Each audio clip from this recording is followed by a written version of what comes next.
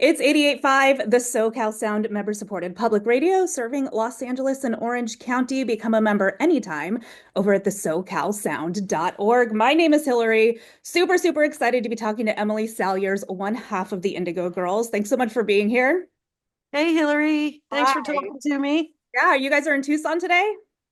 We are. We've been on the road with Amos Lee, which is what's going to bring us to the Greek in LA. But this show tonight is just the Indigo Girls show, and so it's a little bit longer set, sort of like the normal thing that we do, and we're excited about it. But heading to LA. Yeah, we can't wait to see you. So you and Amos Lee, you guys and Amos Lee are co-headlining this tour, right? Yeah, Awesome. yep. So we sort of switch off. Like some nights we'll close the evening, and some nights Amos will close the evening, and we love them. He's a great guy. The vibe is excellent on the tour, and it's just been a lot of fun. And we're with a full band, which we Oh, love. that. I can't wait to see you guys here in LA. So let's talk about some Indigo Girls stuff. You guys have a Netflix documentary out. How is that? Have you seen it?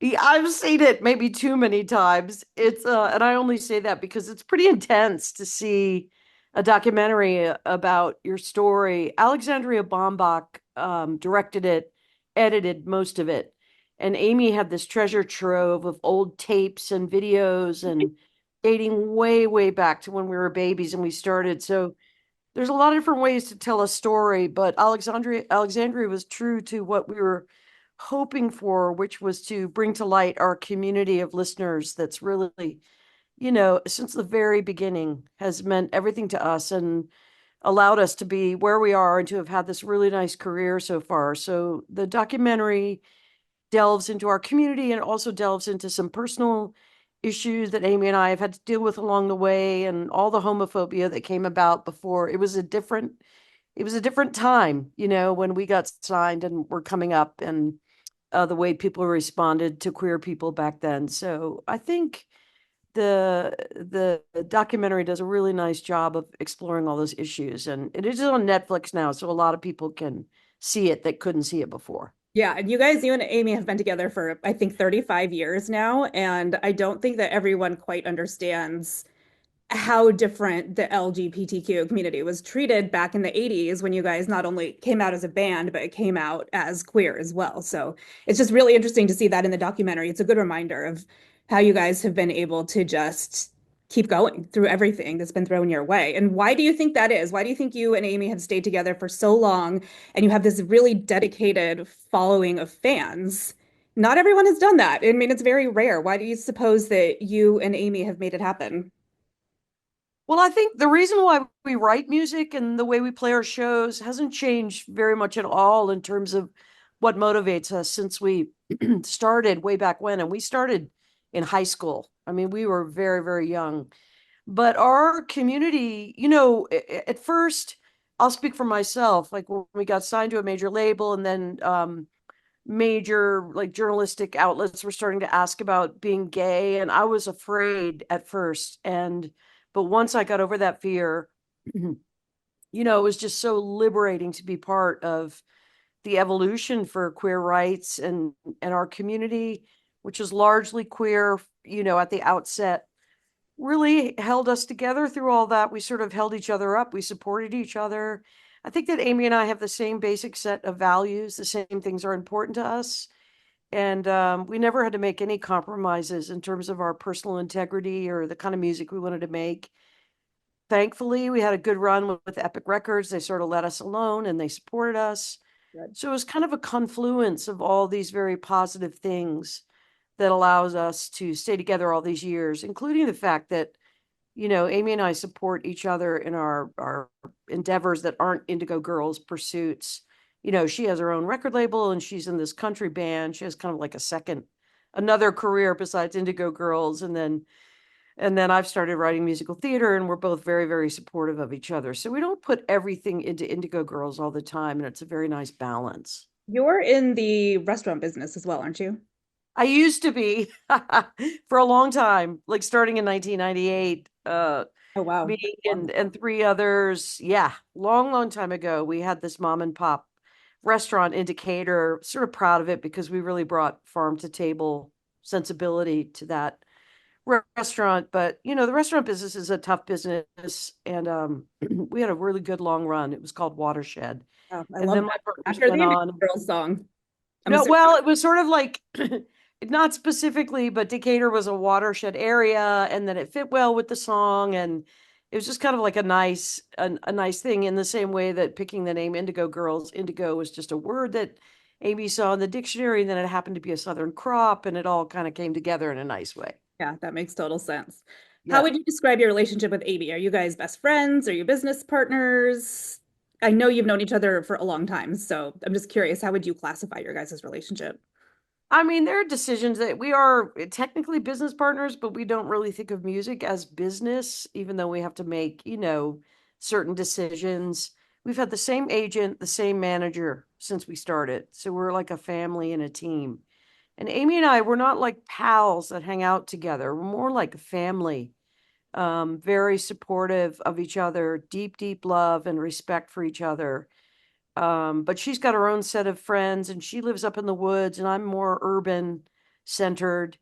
And but we're sort of like this Venn diagram of the way that our lives have intersected through all the years. So our families have known each other because we started in elementary school and then went to the same high school, ended up going to Emory University at the same time. Just sort of our lives aligned. And in order to stay aligned all these years through all the ups and downs, challenges and creative pursuits, you have to have a deep respect for each other. That's Right. what keeps us together. Yeah, it's so wild to me that you guys met in elementary school. It seems like some bigger force brought you two together because your voices just work so perfectly together. And the songs you write are just, I mean, a testament to that being you guys being around for 35 years. You just write amazing songs together. So I Well, it's just, a real yin yang because Amy writes her songs and I write my songs. So we write separately, but we arrange together. And anyone who knows our music well knows that Amy's has this like a, sort of like a rock and punk sensibility. I was much more early on influenced by writers like Joni Mitchell and deeply influenced by R&B artists like Stevie Wonder comes to mind. And so we're very, very different. We're very, very different personalities. So whatever it was that aligned us and the way that the yin yang works in terms of what the universe supports, that's been our story. yeah, absolutely. Speaking of your influences, I know you still are into hip hop. I've seen you like in Yellow Wolf shirts and Lizzo shirts. What are you listening to right now? Oh, well, I got into this young artist, Maddie Zom, Okay. for a bit, and I really like her stuff. She had an interesting story of being like raised in conservative Christian upbringing and then came out as queer. I really like her songwriting; it's very honest. In the same way that Karuk, I like that young artist. She says she's opened a couple shows for us, and she says, "Hi, I'm Karuk. I'm from the internet." And also Muna. I love that band Muna. And now Katie is doing her solo album and I love her solo work.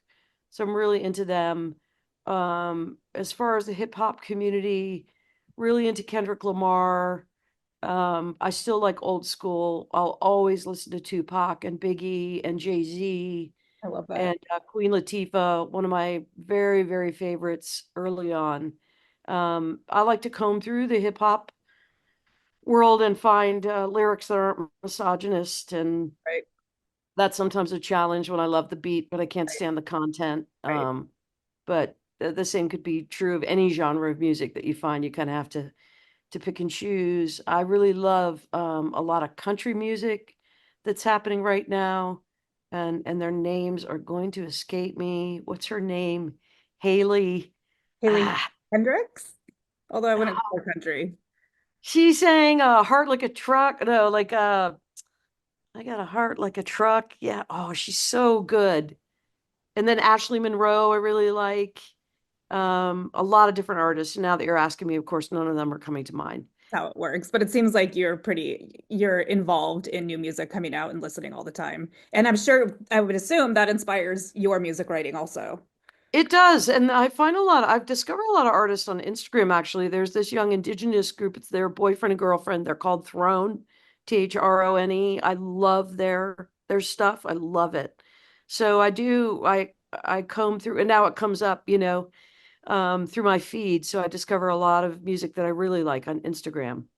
That's the beauty of the internet these days, I feel like all the stuff that's terrible about the internet, there's things like this that didn't exist 20, 25 years ago. You can find music in all these different ways, and it's how kids are doing it these days. Like everyone's finding music on TikTok and Instagram and TikTok, yeah. Yep, totally. And Amy and I try to keep up with that as much as we can. yeah. Because it's constantly inspiring. And we're always trying to bring like a young artist or a new artist on the road with us just because it gives us joy and inspiration. Yeah, I discovered Brandy Carlisle at one of your shows, so it Oh, worked. wow. Yeah, yeah, Well, yeah, we go back a long way now. yeah, I Uh, know. Seriously, I love her. yeah, Speaking of ways to discover music, what was it like hearing Closer to Fine in the Barbie movie? unbelievable. We actually didn't know. First, we heard Barbie, and they want you in the trailer for the movie, and it was like, oh, wow, Barbie? Really? 8 question marks. And then Yeah, we right. found out it was Greta Gerwig. Both Amy and I are huge fans of hers. Yeah. So that was awesome. And then I was actually on vacation. I was in the the Faroe Islands, and that movie came out on July 8th. I'll never forget. It was Danish subtitles. Didn't even sit next to my wife because the show was sold out. And it was surreal and it was a trip. I bet. And it was just such a thrilling happening for me and Amy. I loved the movie and we love Greta.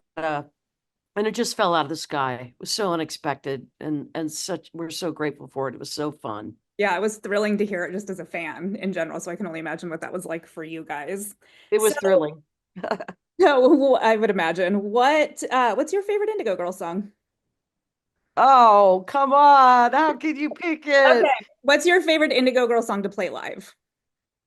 Well, right now, it changes. Honestly, it changes. Like right now, we're playing with a band. I'm totally into Amy's songs. She's got these incredibly powerful rocking songs. Like Shame on You comes to mind. I love the content of that song. It's super fun to play. For me personally, I get to switch from a banjo to an electric guitar during the course of the song. We're also playing Faye Tucker. It's got the jig going on in it. It's very powerful content. All these great songs of Amy's that I get to play electric guitar on that are really just like a song like Tether. So I'm Mhm. going to say Go, Tether, Faye Tucker, and Shame on You are my current favorites in the lineup. And are these Uh, going to be on the set list at the Greek, hopefully? yeah, yeah, they will. I mean, we can't Oh, play them all. good. Each, like Amos plays an hour and 15 minutes. Amy and I play an hour and 15 minutes. So, which is about 16 songs, and we just cram it in and go from song to song to song. But the rockers have been greatly featured. And then for me, I like playing this song called Look Long. That's the title track from our latest studio album. It's got an 808 loop, and we have this amazing drummer, Matt Chamberlain, that we've known and played with through the years. And he's so inspiring, and he just holds the band together in this incredible way that just frees us up. It's a really great time we're having. But I like all the songs. Honestly, Hillary, we wouldn't pick them. We wouldn't put them in the set if we didn't want to play them. Okay. So why do some songs not get played?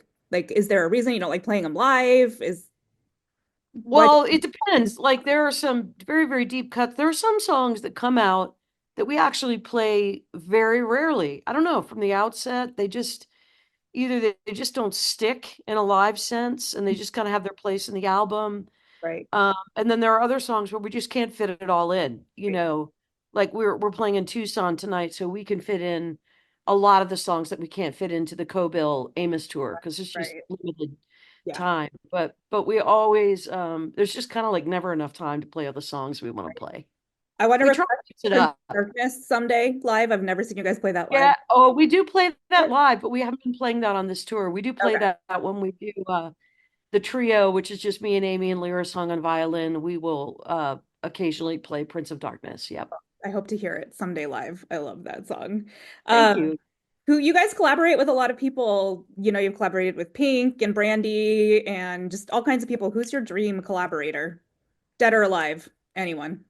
I would love to make an album with Justin Vernon from Bon Iver. Would be Amy lovely. and I are massive Justin and Bon Iver fans. I've always wanted to work with like Mary J. Blige. I just love her.